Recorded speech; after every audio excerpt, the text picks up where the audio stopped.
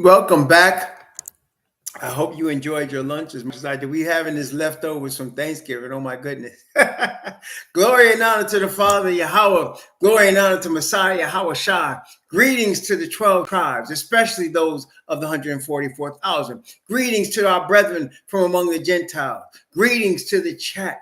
Welcome back to all as we have been studying the book of Revelation, and we are in the seals of the Messiah. We studied the first two horses, the white horse and the red horse. And so now we're coming back to continue our study in the seals. And we went and we saw that the Father does not change. And that past is prologue in the sense that the character traits that brought forth the events of the past, the character traits are still going to be going forward. Both the righteousness of the Father is eternal and the sins of man continue until they're put out of existence. And so we continue our study in the book of Revelation. Welcome back, Sister Isha Shama and brother Frankie and Superstar and Brother Beckman and Brother Joseph and Brother Israel and Sister Israel and Brother Lion of Judah, Lonnie and Sister Joyce and Psalm 119. Welcome back to all of you as we continue our study in the book of Revelation. So now we're into a pattern. Brother Stephen Kelly, welcome back. We're in a pattern now. First church, first seal. Second church, second seal. Now we're going to go to the third seal and the third church. Now we know the third church is Pergamos.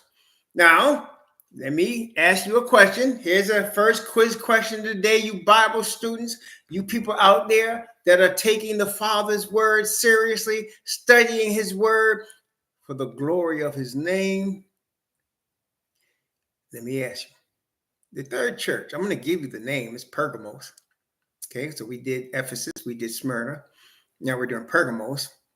Give me the Bible character that's mentioned in Pergamos. Give me the Bible character, the prominent character mentioned in the Pergamos church that will play a role in the third seal. That's right. Balaam. And can you give me, if you was to give me a one-word answer for the character of Balaam, what would you think it is? The one-word answer for the character of Balaam. You can name a few of them, but give me one. When you think of Balaam, what one word represents his character? Lonnie said Asatan. Okay, I buy that. That's definitely true. He's a sellout. Thank you, Israel. He's a sellout. He's Asatan. Can we also say is he also greedy? So he is a sellout. There's no doubt. He is represent Asatan. There's no doubt. And he's also greedy. Isn't he greedy? He's a false prophet. He's greedy. He sold out his people for money. Didn't he do that? He sold out his people for money. Yes, he did. He sold out his people for money. So let me ask you, are there any people in our society now that are selling out their own people for money? Does that exist? Is the character trait still around where you have people that are greedy, people that represent Asatan, people that are sellouts? And let's be plain for the people that don't understand what a sellout is. A sellout is you're with a cause. You see, let me break it down for you just in the modern vernacular. The cause is the cause of the oppressed, the cause of being treated inhumanely, the cause of the so-called black man in America. So let's say you're born into that system that causes you to be maligned, that causes you to be hated just for being born. I know that sounds crazy, right? But you're hated just for being born. I mean, think about that. So the darker skinned you are, if you're born in America, the worse you're hated. The lighter skinned you are, the more possibility you have of being accepted. Am I lying to y'all? Or am I telling y'all the truth? The more character traits, if you got thick woolly hair, if you got thick lips, if you got brown skin, if your skin is darker than others, the more hated you are in the United States of America. So that, and this has happened, obviously, we can all, I'm about to tell you something that you can definitely relate to. So me and my son-in-law, who is, I don't even like to call him in-law. I don't like to use in-law with him. I like to use son with him because I love him like that. So me and him went into a store. It was me, him, and my wife. Now, my wife, I am considered light-skinned, right? My wife is considered very light-skinned. She's a fair-skinned Boricua. Me and her and my son-in-law went into a store in New York, Lower East Side of New York. Now, if you're from New York, you're not from New York, let me explain to you. Lower East Side used to be all Black and Puerto Rican back in the day, poor Black and Puerto Rican. The crack scourge came through there strong. But then in recent years, it's been gentrified. So now you got very wealthy Caucasian people, Ashkenazis, buying up property down there, and now you got serious policing down there. You got like Whole Foods type places down there. It's gentrified now. Okay, so it's completely different. Back in the day, it was called dangerous because you had Black and Puerto Rican there. When the crack came out, they flooded the Lower East Side with the Crack Avenue D and all them places. If you're from there, you know what I'm talking about. Delancey Street, they flooded them places. It was dangerous. And you could get a building down there for practically nothing because nobody was going down there. Well, then they decided to gentrify the city. So you started seeing now an influx of well-to-do, wealthy people. Their children are buying, they're buying places for their children down there. And it's completely different now. So it's almost like it's a well-to-do. You can go out there on Saturday night and you can see the bars are filled with young Caucasian people. They don't feel no fear because they got cops all over the place down there. Okay. You got whenever you see a Whole Foods coming to a neighborhood, that neighborhood is a mostly Caucasian, upper middle class to upper class neighborhood. I mean, y'all, I'm not lying. I'm just telling you how it is. When you see a Whole Foods move in there, that's a whole different. And then you got all of the now, instead of it being just, you go in there, you go into a deli and you see Mr. Boston, right? You go into a deli and you see Mr. Boston. No. Now you got the upper class wine stuff when you walk in there and everything's $30, $40, $50, $60 a bottle. That's a different type of situation. You see? So now all of that has moved into the Lower East Side. So me, my wife, and my wife lived part of her life, and major part of her family is from Avenue D. They're from that Lower East Side. So she lived, a few years of her life, formative years there. So we went back there and we're going to see some relatives, aunt, cousin down there. And on our way, we stopped into this deli. It was me, my wife, and my son-in-law. Now, my son-in-law is about 6'3", very dark-skinned Hebrew looking boy, looked like a Hebrew, tall, handsome boy. He's handsome, not just because he married my daughter. The boy is handsome. And so he came in there with us. Okay, now he's much younger. And he even looks even younger than he is. Like he's like 31, but he could pass for 24, something like that. He looks like that. So we went into the store. When me and my wife went into the store, the clerk, he smiled at us and he just, let us walk through the store. My son was behind us, maybe 3 yards behind us because he was with my daughter. He came into the store after us. I'm sitting there looking at the clerk. When my son walked through the door, his whole face changed. And he went and he said, hey, like that. And I said, before he could say any more, before it could get ugly, I said, he's with us. He's with us. That's my son-in-law. He's with us. And he said, oh, okay. He's with you? I said, yeah, okay. But just the look of him caused that man's countenance to change. He didn't even, it was summertime. He didn't come in with no hoodie. He had a t-shirt on. He was coming in. He was playing games on his phone, but that man would have shot him because he was dark. Okay. That type of hatred still exists. And it's going to get worse. Because Balaam is out there selling us out.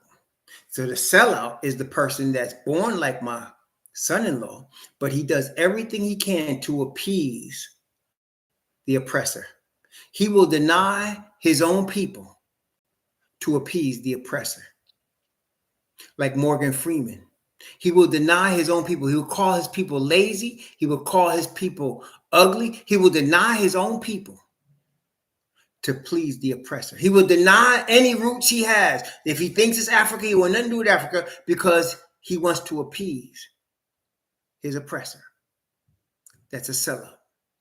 And he'll do it for position and money. So what they have done, brother, they being the powers that created this Babylon system, what they have done is back in the day, like there's a line in Spike Lee's movie Malcolm X. Now we know Spike Lee took some liberties with Malcolm X, but that's beside the point. He has some truth in there too. Obviously, truth mixed it up. But anyway, in one part of the movie, Denzel Washington, who played Malcolm X, is on the train. He's selling sandwiches on the train. And they're watching Joe Louis fight in the back of the kitchen.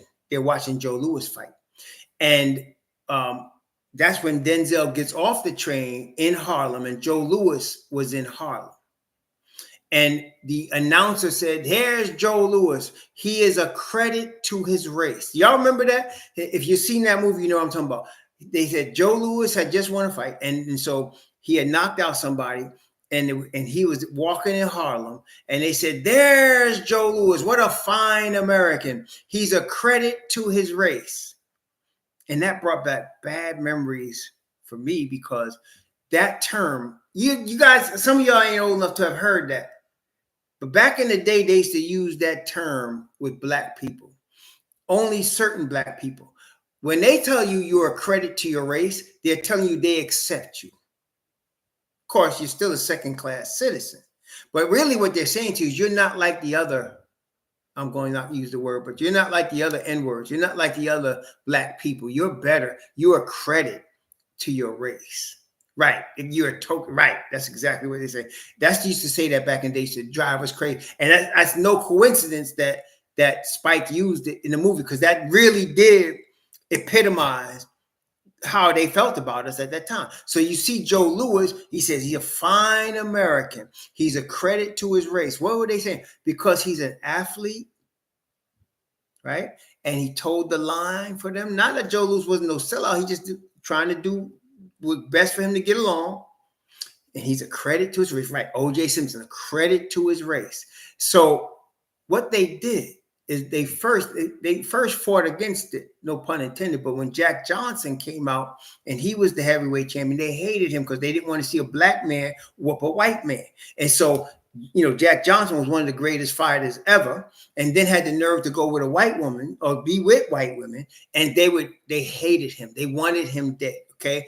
But what they did after that is they took the black athlete, and if he told the line now, they made him a credit to his race. And then they made him a hero, because black people had no heroes. Okay. We had no heroes. Not in this culture. We were all maligned. We were all animals. We were all deserving of death. Even the president of the United States watched the Klan movie and loved it because that's how they wanted us to be looked at. So they took the black athlete and they made him a credit to his race. Joe Louis, Henry Armstrong, Jackie Robinson, Jim Brown, right? Bill Russell, Wilt Chamberlain, they made them credit to their race. And then they took them, basically what they are was entertainers like Billie Holiday, right? Langston Hughes, who was a poet. And then, of course, you had others, that were entertainers, the Birdman, right? You had others that were entertainers, and you had white people really enjoying the entertainment. You had white people going to jazz clubs to listen to Billie Holiday, to listen to the Birdman, to listen to Miles Davis, because these were geniuses in their art and their craft, right? Then, of course, you bring forth a Sidney Poitier, you bring forth a Bill Cosby, a Harry Belafonte, right? You bring forth these people and you make them now their credits to their race, and they become leaders. They become heroes. Okay, so now you got, and now in order for them to stay, like they asked Pearl Bailey a question, and Pearl Bailey said, I've been rich and I've been poor. And she said, I like rich better. What does that mean? She said, I'm going to do what I can to stay in favor with these people so I keep getting this money. I'm going to do what I can. And most black people would turn the other way because, look, we suffering. So if that's how they got to make it, that's how they make it. That's what we used to think about. That's how they have to make it. Okay, that's how they have to make it. But nowadays, as we are now awakening, and Malcolm X was a strong part of that awakening. Here we are now awakening. The Black Panthers was a strong part of our awakening. And so now we're awakening. We could look back, and now the modern people that are trying to be credits to their race, we can see them for what they really are. They're Balaam. They're selling us out. Why? They're making us believe that if we become entertainers, that's the only way we can make it. We become entertainers and we become a credit to our race. We become LeBron James. We become Michael Jordan. We become Lawrence Taylor, who was a drug addict, but was the greatest defensive player in the history of the NFL. He was a hero, but he was a credit to his race. We become sellouts. We become Oprah. Okay? We become Steve Harvey. Because now we can turn on our own people and call them lesser so that we could be looked upon with favor by the oppressors. That's what's called a sellout. You can become Clarence Thomas, fighting to create laws against your own people. Laws that actually in your past helped you, but you're going to cause them to be turned over now because you're getting favor from your oppressor. That's right. You become part of the problem and part of the program. And you're accepted. See, that's what Messiah said. Be careful when you're accepted of men. Okay? Be careful. Because you can't be accepted of men and be accepted of the Father. You can't serve the Father and man's money. Balaam decided he wanted the money. He turned on his own people for money. And that's what all of these sellouts are doing. When you see them accepted, see, this is the key here. And I'm glad you brought that up, Diamond Holdings. They attack any black man that bucks their program. And I mean viciously attack. They viciously attacked Kyrie Irving. Kyrie Irving's an entertainer, but he started trying to accept truth and proclaim it. What did they do? They made Kyrie Irving all kind of trouble, and he's all kind of problems, and he's all right. Nick Cannon, same thing. If you try to proclaim truth, you got to make a decided stand, because if you stand for the truth, you're going to lose your money. And what Kyrie did, he kept his mouth shut after a while. He ain't saying nothing. Good or bad, he ain't saying nothing. He came out and said the earth was flat. They started tripping. Nick Cannon came out and said we the true Hebrews. They started tripping. Tripping. Am I lying? Or was it true? Was media going all crazy on these brothers? They were going nuts on them. Nuts. They were making them seem like they were the worst people that ever were born. Because they were going to change sides. They gave an indication that they might come back to their own roots instead of coming away with the oppressor. You cannot, and this is very plain, brethren, you cannot serve the truth and serve your oppressor. Eventually, you're going to have to make a decision. All of us. It's going to come to all of us. Okay? Because whosoever would not worship the image of the beast should be killed. It's going to come to all of us, brother. You want to follow this? For real? For real? You better be ready to get what all of the prophets got. Did they love Messiah? Did they love Paul? Who loved them and who hated them? What about the old prophets? What about Moses? His own people wanted to stone him. Ezekiel too. They killed Zechariah. And now it's worldwide. See, Babylon was local back in the Bible. But at the end of time where we live in Revelation, it's worldwide. And the biggest enemies are the sellouts. I know we all feel bad because they're our blood, right? I mean, the sellouts, Steve Harvey is our blood. He's our bloodline. He's a Hebrew, but he's not awakened, and he refuses to be. Morgan Freeman is a tremendous actor. I mean, I'm not exaggerating if I say he's one of the greatest actors. Morgan Freeman, he's an actor. He's an entertainer. And he'll tell you, he sat there and told that alphabet soup guy that used to work for CNN, you know, me and you made it. How come they can't make it? That's what he said. How come they can't make it? Me and you made it. How come they can't make it? That's a sellout. Okay, that's a sellout. Anything to help us, they're against. Anything to help us. And it's all good, brethren. You know why? It's all good. The Father doesn't want, listen, this is the truth. When you know the Father from the Word, when you know your Heavenly Father, is he really looking for Babylon to deliver you? No, seriously. Do you think that it's the Father's plan that Babylon delivers us? Does the Father get glory if Babylon delivers us? Did he not rebuke our people all in the book of Isaiah? It's almost a constant rebuke because they were going to Egypt. They kept looking for help from Egypt. And he's like, you're not getting help from Egypt. He told Jeremiah to tell them, there's no healing medicines for you. You're not going to Egypt and getting help. Well, that's the same thing of thinking we're going to get reparations and it's going to make us equal with them. Are you crazy? You really think that's going to happen? I'm not saying it's not righteous that we shouldn't get it, but I'm telling you it's never going to happen. The Father is not going to allow Babylon to deliver us. He himself and Messiah are the deliverers, and they will give us our just reward. We're not ever going to get our just reward from Babylon, brethren. It's not going to happen. They did not create the system of Babylon with the whore riding her. For us, brethren, that wasn't for the Hebrews. So you got to know, every time we get something in Babylon, they're taking 2 or 3 things away. When some of us get blessed by something in Babylon, some of us going to get hurt badly by the same thing. That's the way the game works, man. That's how the game works. That's why we cannot focus on just getting money in Babylon. And I'm seeing it all the time. I see very well-meaning brothers and sisters trying to tell you how to get rich in Babylon.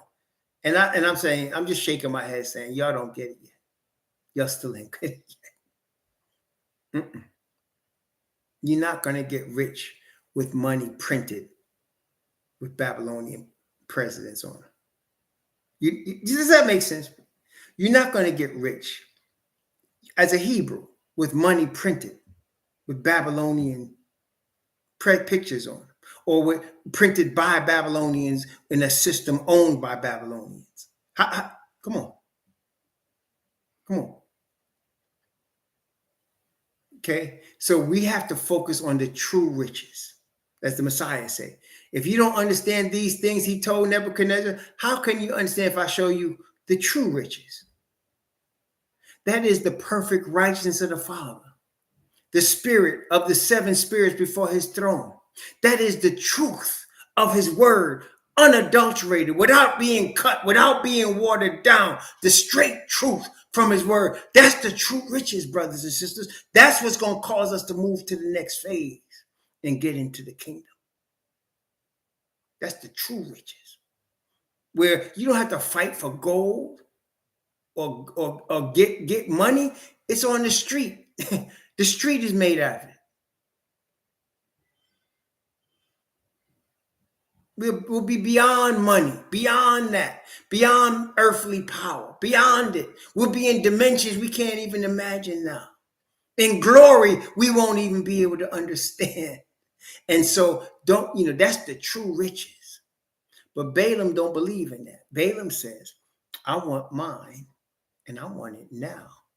And if it means getting it in Babylon, then that's how I'm going to get it. Either get rich, y'all know the rest, either get rich or die trying. Correct? Either get rich or die trying. That's the Babylonian way. Okay? That's the complete selling out. Yep. Y'all know the rest. Get rich or die trying. Okay? That's Balaam. And that takes us to the third horse. Revelation chapter 6. Revelation chapter 6. Revelation chapter 6. We're going to go to the third seal. Revelation chapter 6. And we're going to go verses 5 and 6. Revelation chapter 6, verses 5 and 6. And when he had opened the third seal, I heard the third beast say, come and see. And I beheld, and lo, a black horse. And he that sat on him had a pair of balances in his hand. And I heard a voice in the midst of the four beasts say, a measure of wheat for a penny, 3 measures of barley for a penny. And see thou hurt not the oil and the wine. So, black, I know we say black is beautiful, but in the Bible, when you see the color white, we know it's righteousness, it's purity, it's truth. When you see color black, what is that? When you see color black, what is that? If white is righteousness and purity and truth, black is darkness. It's darkness. That's right. When you don't have truth, you are in darkness. The Bible says, Father has brought us out of darkness into his marvelous light. The Messiah said, men don't want the light because then their deeds will be reproved. So they don't want the light. They want to hide in darkness. Okay, so black represents spiritual darkness, spiritual devoid of truth, deception, error, darkness. Remember, the Bible says mystery. Remember the whore. We're going to see that mystery. It say that the beast rules by craft, darkness, mystery, deceit. Okay, so black represents darkness. Now, we talked about earlier how the Father represents everything in the Word by its relation to his people. Remember that? So everything in the Word is connected in terms of its how the Father looks at it. He's looking at it in how it touches his people. That's what it's looked like. So everything in terms, we talked about the 4 different kingdoms. We talk about whatever character is brought up in the Bible. Whatever character is brought up, it's brought up in the sense of that character's connection or interaction with his people, because he's only dealing with things that affect his people. The Messiah's approach to earth, his first appearance, was only in relation to his people. I came not but for the lost sheep of the house of Israel. So somebody said, well, what about the Gentiles? Yes, he brought salvation to the Gentiles, but that was also. Y'all understand? He said to the Jew first and also to the Greek. But he said, I came not but for the lost sheep of the house of Israel. I pray not for the world, he said, but I pray for them which you have given me, for they are thine. Okay, so anything that is touching his people is what we see in the Bible. So now, with regard to darkness, What does that say? Well, let's go to the third church, Pergamos, in Revelation chapter 2. Revelation chapter 2. And let's go to the third church, Pergamos. We already mentioned Balaam, right? So let's go to Pergamos in Revelation chapter 2, beginning at verse 12. Revelation chapter 2 from verse 12 down to verse 14. And to the angel of the church in Pergamos, right? These things said he which hath the sharp sword with two edges. Now, what in the Bible is described as a sharp sword with two edges? What is described as the sharp sword in the Bible? What does the Bible describe as a sharp sword? That's right. That's right. Mikael Israel. That's right. Mikael Israel. That's right, Monty. The word. So the word is the sharp sword. So he's telling you, I am the one with the word. So he's also, Father Yah has appointed his son not only as Messiah, but he is also called the Word. Is that right? He is the Word made flesh. Why is he called the Word made flesh? Because he is coming directly from the Father. Not only that, the Father calls him also the branch. A branch grows out of a tree trunk, right? So the Father is the tree and he is the extension of the Father. Does that make sense, y'all? He said, I am the vine. And then he said, you are the branches of me. And he is the branch of his Father. Okay? Y'all got me? So he's telling you here, he is the word. So he's telling you. Now, we also understand the relation of sellouts to the word. There are those that love the word. Those are Yah's ones. Those are his people. Then there are the sellouts. They don't like the word because they're representing, as you guys already said, they're representing Asatan. He hates the word. He wants to pervert the word. He wants to get paid from the word. As long as he can get paid from it, he'll promote it. Right? So now you kind of get the setting of what we're coming at now. Okay? So to the angel of the church of Pergamos, these things saith he that had the sharp sword with two edges. I know thy works and where thou dwellest, even where Satan's seat is. And thou holdest fast my name and hast not denied my faith, even in those days wherein Antipas was my faithful martyr, who was slain among you, where Satan dwelleth. Now, wait. In today's society, Satan dwells in the earth called Babylon. The whole system is Babylon, right? The whole system is called Babylon. And it said, though we're going to see when we get to Revelation 17, it said, is the beast that was and is not and yet is. In other words, Babylon was and Nimrod and then Nebuchadnezzar, and then is not. Right now it's Iraq, but yet it is because now it's worldwide. It's a worldwide system. We wrestle not against flesh and blood, but against principalities. That's a system. Principalities. Against principalities and powers. Against spiritual wickedness in high places. Okay? So we wrestle. So we live in a world of Babylon, a system of Babylon created by Gog and Magog and Asatan, right? And now we have had martyrs. Let me name some of them. Have y'all ever heard of Marcus Garvey, Nat Turner, Malcolm X? Have you heard of Fred Hampton? What do they have in common? They were witnesses in Babylon, and they were all killed. How about John Brown from the Gentiles? Witnesses in Babylon, and yet put to death. Okay? So you had the back then, but now in the modern Babylon, you got them again. Okay? On this time, they're Fred Hampton, right? This time, they're Malcolm X. This time, they're Marcus Garvey. This time, they're Fred Hampton, Nat Turner. They're John Brown.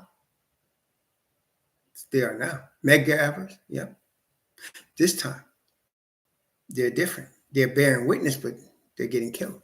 That's why we kind of know that there's some fake ones out there, because the ones that are fake, you can know. First of all, they'll rise up, they'll get prominence in Babylon, they'll get money in Babylon. So they won't get killed. They'll be protected. They'll speak as if they're going to, but they never do. And they not only not get killed, they bear witness, but they're bearing witness of something other than the word. You can name them. They were all in front of us, right in front of us. And they're made prominent by Babylon. Al Sharpton, should I say Louis Farrakhan? How about Jesse Jackson? They're prominent in Babylon. Are they not? They're prominent. They're all connected to an Abrahamic religion. Are they not? They're all getting money. Are they not? And they're all alive. Nobody's killed them. Malcolm X was penniless when he was killed. A wife and 5 kids, penniless. The house that he had, they burned it to the ground. Penniless. Bearing witness. They deported Marcus Garvey. They hung Nat Turner and John Brown. The cops came to the apartment of Fred Hampton and murdered him. They killed Martin Luther King as he was awakening.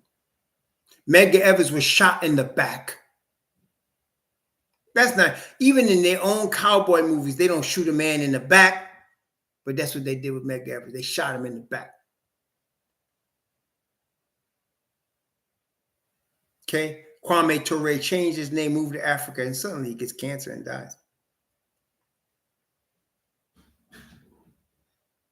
Okay? They kill the ones that are problems. They keep alive the ones they can use. That's very simple, brother. It's not complicated. They kill the ones that are create problems for them, but they keep alive the ones they can use. And they pay them. They pay them.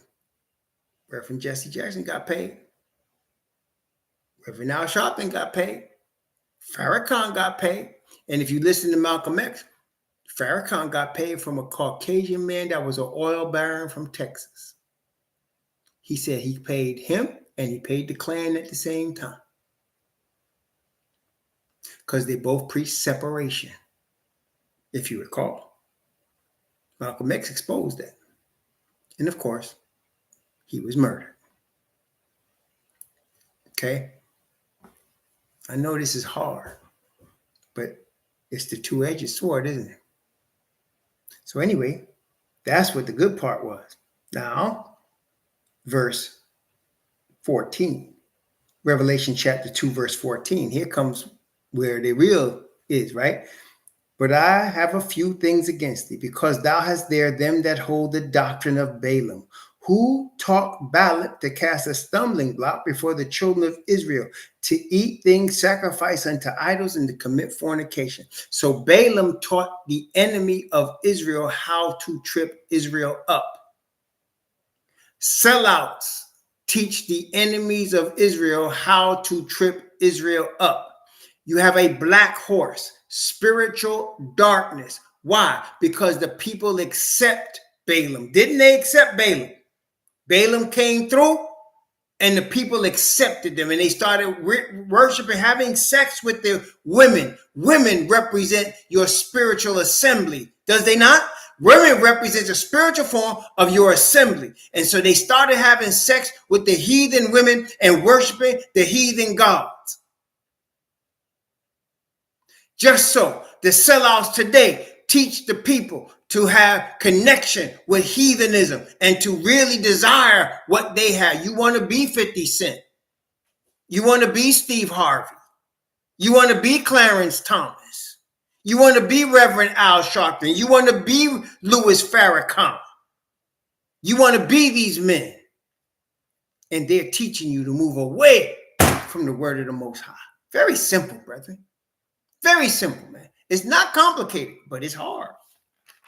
It's hard. It's not complicated, but it's hard. When a man is preaching the truth in Babylon, I mean, really preaching and teaching the truth. Just again, look at Kyrie Irving. Look at what happened to Nick Cannon. Look at what happened to, what's the other boy's name? Kanye. Look what happened to Kanye when they started. They just hinted that they were going to give you some truth. What happened to him? What happened to him? They just hinted. They didn't come strong. They hinted. And what happened to them? What happened? They learned to keep their mouth shut. Am I lying to you? They learned to keep their mouth shut quick.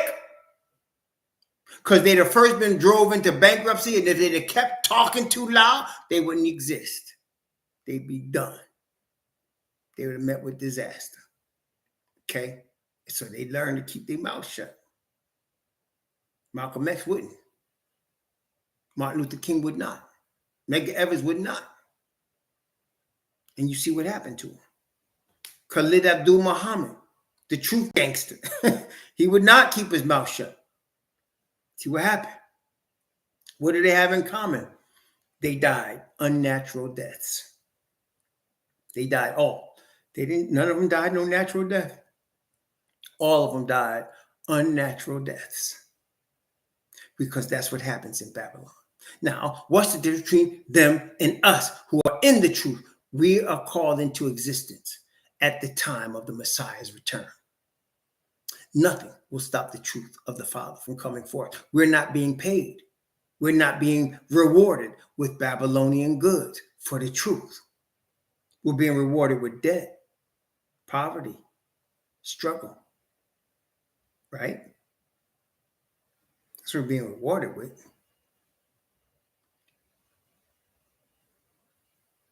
We're being shunned by our former brethren, the Christians. Right? Because we won't sell out the word of the truth. That's why. We won't sell out the word. We don't need no other versions of the word. We don't need to be exalted by man or get man's glory in Babylon. We're looking for the glory of our Father, period. In all our ways, acknowledge him and allow him to direct our paths. Trust in him with all your heart. Lean not to your own understanding. In all your ways, acknowledge him, and he will direct your paths.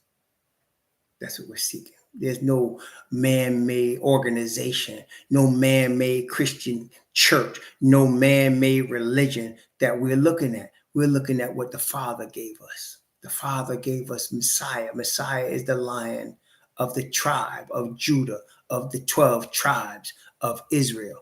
That's who we are. That's the Father gave us that. Praise the Most High. Right? And that's prophecy, what Stephen Kelly just typed there. That's prophecy. Man's worst enemy be of his own house. A prophet is not without honor, except in his own house, among his own brethren. See? Praise the Most High. Okay, so now back to the third horse, and we can see now, let's read it again with this understanding after we read Pergamos. Let's read it again. This is Revelation chapter 6 from verse 5 and 6. And when he had opened the third seal, I heard the third beast say, "Come and see." And I beheld, and lo, a black horse. And he that sat on him had a pair of balances in his hand. For what? And I heard a voice in the midst of the four beasts say, a measure. Balances is used to measure things of value. A measure of, what do you say? To say a measure of wheat for a penny, 3 measures of barley for a penny, and see thou hurt not the oil and wine. So in other words, we were dealing with spiritual darkness and monetary gain. You catch that, brother? The balances is to get, how much is this worth? How much is that worth? Because to Balaam, it's about getting money. And it's spiritual darkness. At the same time, they getting money. See? That's what happened in Pergamos. That's when Constantine came with what now we know as Christianity. Christianity is a religion. We're not talking about being a follower of the Hebrew Messiah, which is what Christian means, a follower of the Messiah. That's what Christian means. And Christ is an epithet for Messiah. So really, when you're looking at the word Christian, which is 3 times in the Bible, you're dealing with followers of the way. It's not a religion.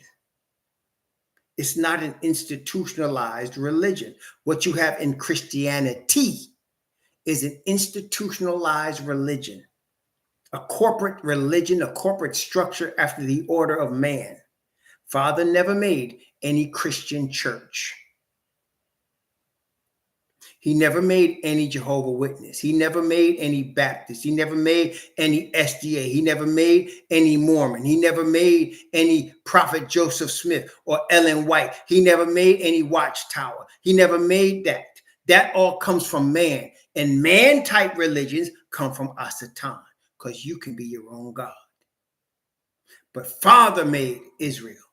Father called Abraham. Father called forth Isaac. Father called forth Jacob and changed his name to Yasha'al. Father called forth the 12 tribes. Father said that's his chosen people. Father made the new Jerusalem and said, I'm going to put 12 gates with the name of my 12 tribes on them. Father said, I'm going to make the 12 disciples, the 12 foundations of the city. Father gave us the law of Moses. Father gave us the high priestly ministry of Messiah that makes us perfect. Father gave us his perfect righteousness. That's what Father does. Man does all these other things and tries to call it holy.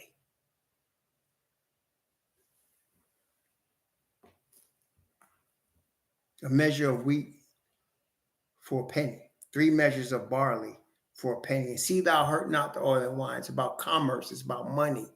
It's about getting paid. And it's about spiritual darkness, because you can't have both. Okay, that's the 3rd church. Now, the 4th church, Thyatira, which is the 4th seal.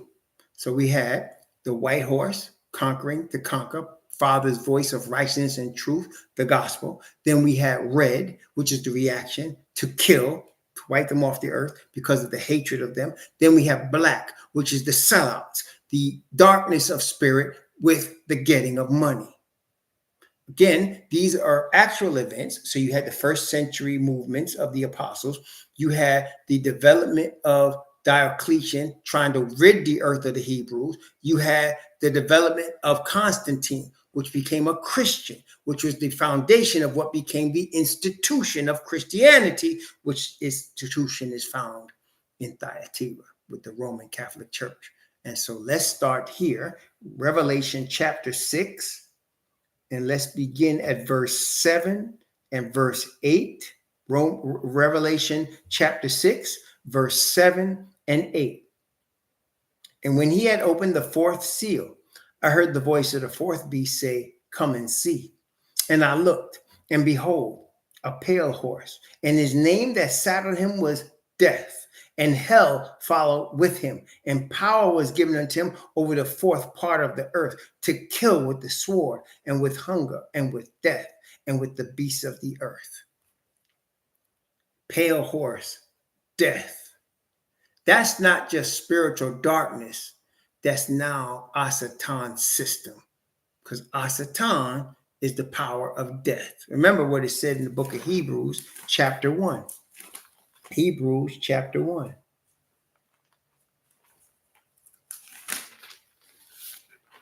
Hebrews chapter 1. I'm going to read Hebrews chapter 1.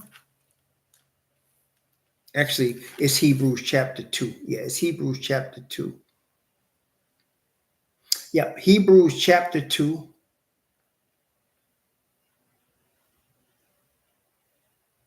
Going to start at verse, let's see.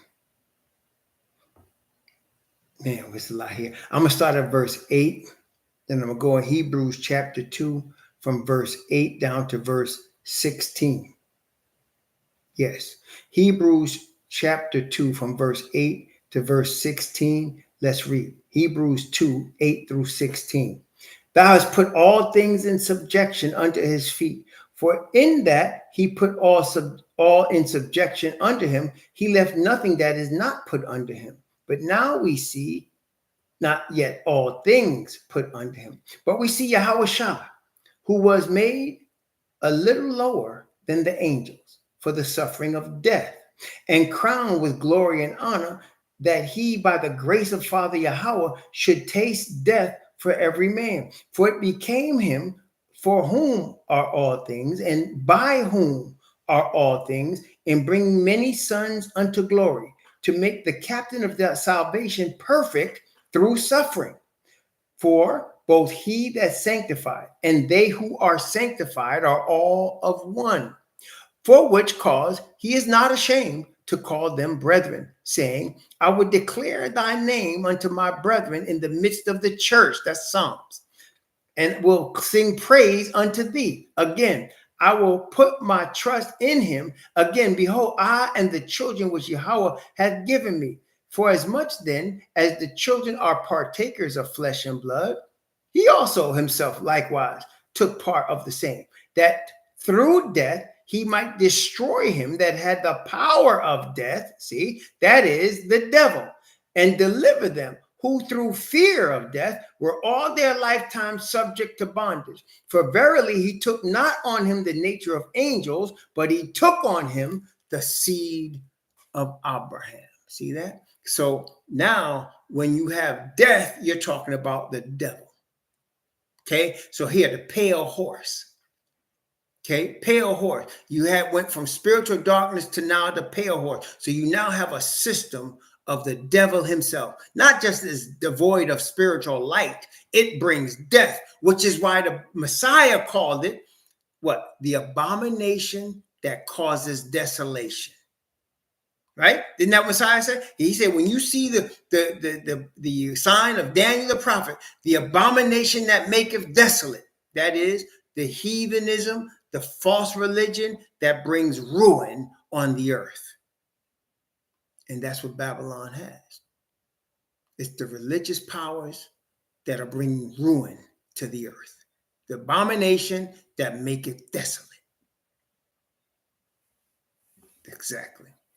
Okay. Revelation chapter 2, Thyatira. And again, here's another prominent Bible character being represented here that tells you what system we're talking about. So here, Revelation chapter 2, beginning at verse 18, going from verse 18 down to verse 20, tells us all we need to know. Revelation chapter 2, from verse 18 to verse 20, we're talking about the fourth horse, the pale one. And unto the angel of the church in Thyatira write, these things saith the Son of Yahweh, who hath his eyes like unto a flame of fire, and his feet like fine brass. I know thy works, and charity, and service, and faith, and thy patience, and thy works, and the last to be more than the first. Notwithstanding, I have a few things against thee, because thou sufferest that woman Jezebel, which calleth herself a prophetess, to teach and to seduce my servants to commit fornication and to eat things sacrificed unto idols. So now this is the problem. You have Jezebel. Now Jezebel is a real Bible character. She was the wife, the heathen wife of the Israelite, the northern tribe king, Ahab. Ahab was an Israelite of the northern tribes. He married a heathen woman and had her run the whole country of the northern kingdom behind the scenes and killed all of Yah's prophets. Listen. And brought spiritual darkness and had the 400 prophets of Baal at her table and tried to kill Aliyah, the messenger, one of the witnesses of the Father, of his grace, of his word, of his law. Ahab said, art thou he that troubleth Israel? And Elijah said, I'm not the one that troubles Israel, but you and your father's house, because you have left off to serve Yahweh and you have served Balaam under the direction of Jezebel, who calls herself a prophetess.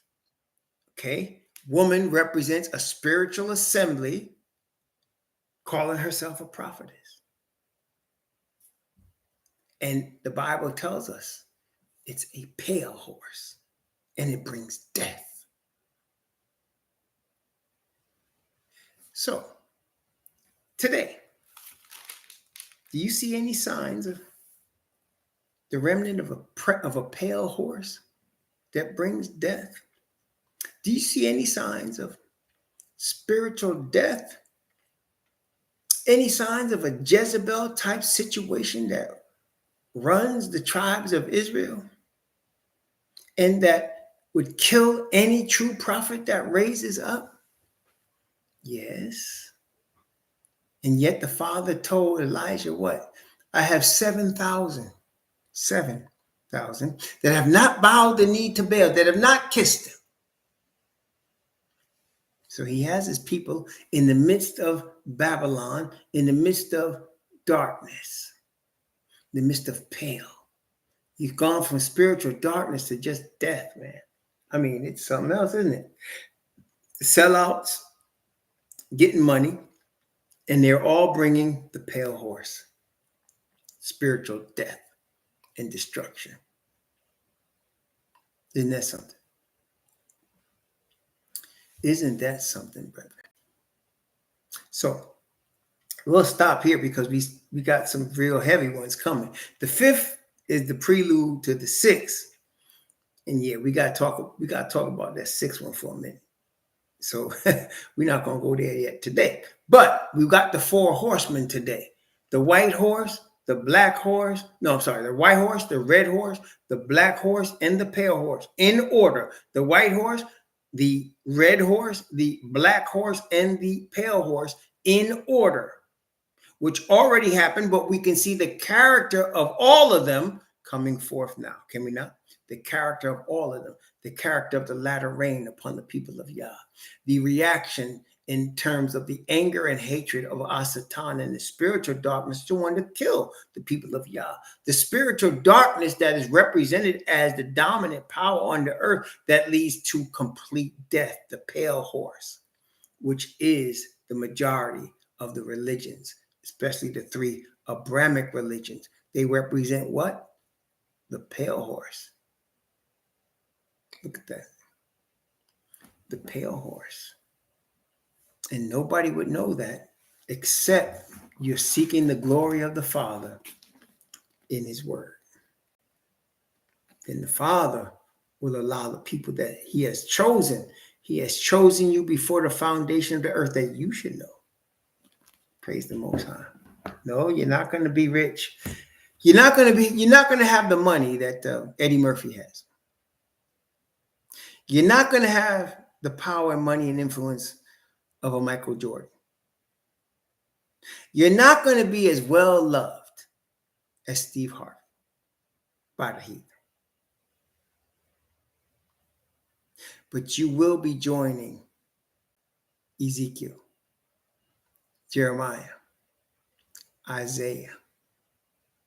You will be joining Moses and Joshua and the 12 patriarchs. You will be joining Messiah.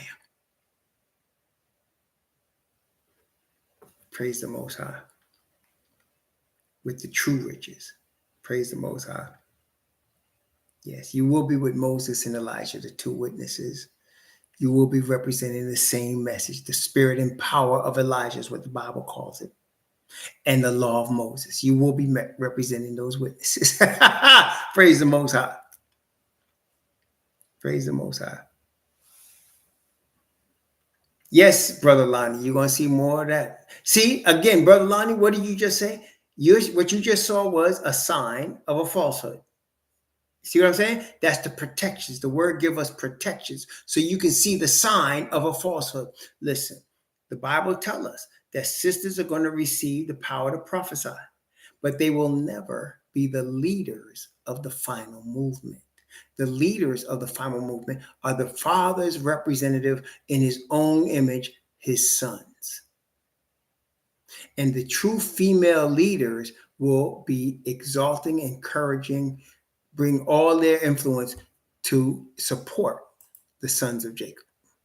See, when you see female leaders trying to lead Jacob's sons, you already know. This is a problem. This is a problem. The Father's plan is for the man to be to Messiah and the woman to be to the man. That's the thing. Now, we all work in harmony, just as all the word of the Father works in harmony. We all work in harmony together. Praise the Most High. But you don't have the woman leading the man. Sisters, be careful when you're tempted to do that, because you look out and you might see a spiritual dearth and you say, I'm needed. I need to step up. The Father will tell you what you needed and what he will tell you what to say. Don't ever think you're going to lead a Hebrew brother, though. But you should pray for him.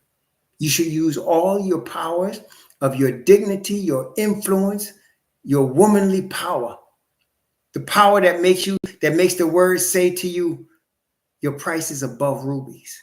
You should use that power to bring forth your brothers. And the brothers then will turn around and use their power to make you complete. That's right. That's right. We finish each other. We do. We finish each other. Okay? The sisters can help the brothers do what the brothers are supposed to do, and the brothers can help the sisters become the complete church assembly that they're supposed to be.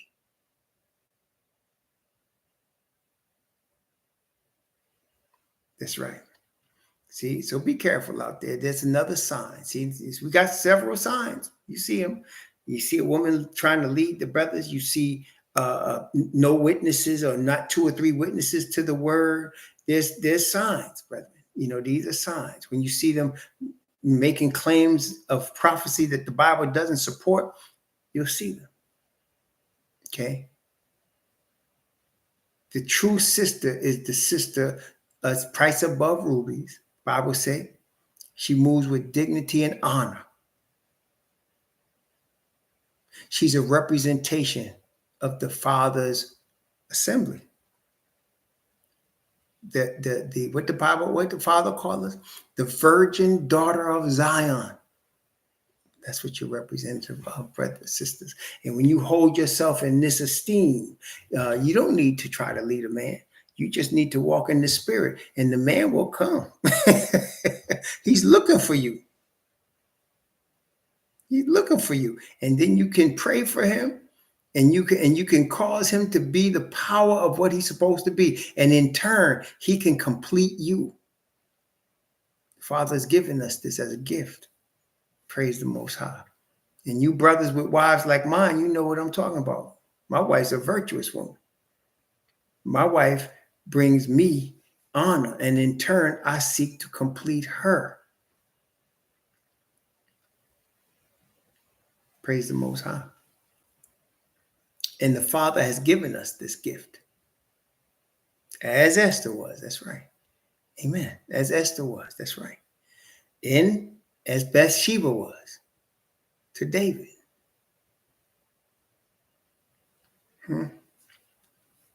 Praise the Most High.